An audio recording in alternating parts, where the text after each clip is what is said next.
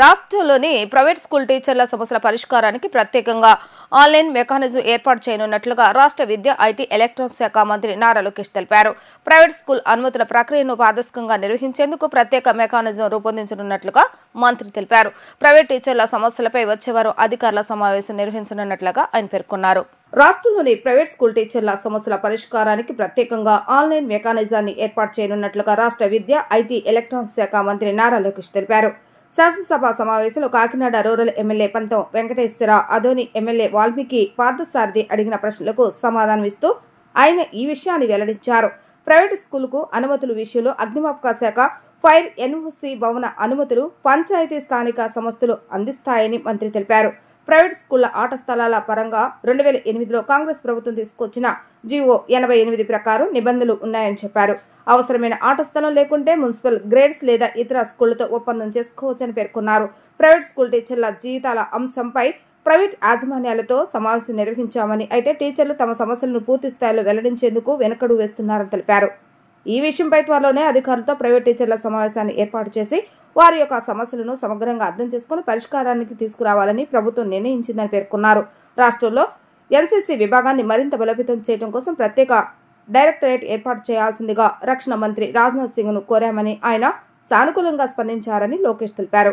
ప్రభుత్వ విద్యా సంస్థను మరింత అభివృద్ధి చేసేందుకు సంస్కరణలు చేపడుతున్నామని, విద్యార్థుల యొక్క మానసిక వికాసానికి ఫిజికల్ ఎడ్యుకేషన్ కీలకమని, స్కూల్లో పీఈటీల నియామకంపై సమీక్ష జరుగుతుందని మంత్రి పేర్కొన్నారు. ప్లే గ్రౌండ్ కి వచ్చేగల మనం జియో నంబర్ 88/7/2008లో జియో ఉన్న అధ్యక్ష జియో ప్రకారం మనం గవర్న్ అవుతున్నాం. దాంట్లో మొదటి చూస్తే అడ్మిషన్స్ బట్టి ఎంత స్థలం ఉండాలి ప్లే గ్రౌండ్ అనేది ఉంది. అది కాకుండా ఇండోర్ స్పోర్ట్స్ హాల్ కూడా ఏర్పాటు చేసడానికి ఈ జియో ఇస్తుంది. దాంతో పాటు ఒకవేళ ఈ రెండు లేకపోతే మున్సిపల్ కార్పొరేషన్ లో ఉన్న మున్సిపల్ గ్రౌండ్స్ తో టైఅప్ అవ్వచ్చు అని ఉంది. అది కూడా లేకపోతే వేరే స్కూల్ ప్లే గ్రౌండ్స్ తో టైఅప్ అవ్వచ్చు అని కూడా ఉంది.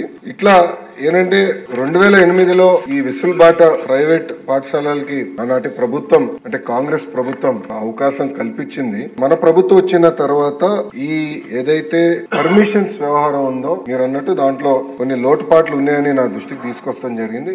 అది కూడా నేను స్కూల్ ఎడ్యుకేషన్ లో ప్రధానంగా 10th వరకు ఒకరుంటే ఇంటర్మీడియట్ ఇంకో కమిషనర్ గారు ఉన్నారు. ఇద్దరికి నేను చెప్పింది ఇది ఆన్లైన్ చేద్దాం, ట్రాన్స్పరెంట్ క్లియర్ మెకానిజం ఏర్పాటు చేద్దాం. తద్వారా అసలు ఏం జరుగుతుందో మనకు కూడా అవగాహన ఉండాలని నేను చెప్తాం జరిగింది. దాంతో పాటు మీరు చూస్తే ఎన్సీసీ వచ్చేగల నేను కేంద్రంలో ఉన్న రక్షా మంత్రి రాజ్నాథ్ సింగ్ గారిని ప్రత్యేకంగా కలిసి ఒక డైరెక్టరేట్ ఇక్కడ ఏర్పాటు చేయండి, ఎందుకంటే డైరెక్టరేట్ ఇక్కడ ఉంటే ఎన్సీసీని పెద్ద ఎత్తున ప్రోత్సహించగలుగుతానని ఆయన కోరతం జరిగింది. ఆయన అనుకూలంగా కూడా స్పందించారు.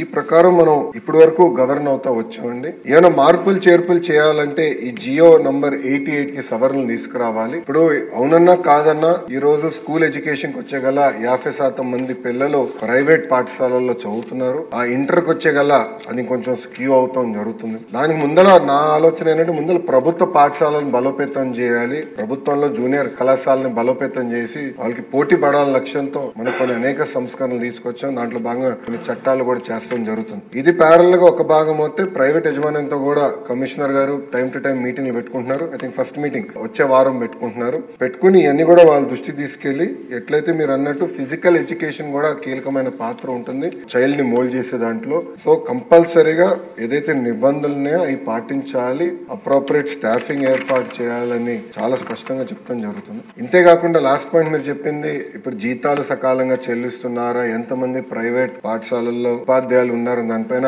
మొన్న ఒక ఇష్యూలో జరిగితే దానిపైన మేము డీటెయిల్స్ సేకరిస్తున్నాం. కొంచెం ఫీడ్బ్యాక్ వచ్చింది దానిపైన. అంటే వాళ్ళు వాళ్ళ పాన్ నంబర్, ఆధార్ నంబర్ ఇచ్చేదానికి అనుకూలంగా లేరంటే దాన్ని ఎట్లా చేయాలనే దానిపైన వచ్చే వారం ప్రైవేట్ యజమానితో కూడా కూర్చుని వాళ్ళకున్న సమస్యలతో పాటు ప్రభుత్వానికి ఎలాంటి ఇన్ఫర్మేషన్ కావాలి, అది ఎట్లా హోలిస్టిక్ ఎడ్యుకేషన్ కి ఆ ఇన్ఫర్మేషన్ ఏదైతే అవసరం ఉందో అది తీసుకుని ఒక ఆన్లైన్ మెకానిజం ద్వారా చేయాలనే లక్ష్యంలో మన ప్రభుత్వం పనిచేస్తుంది.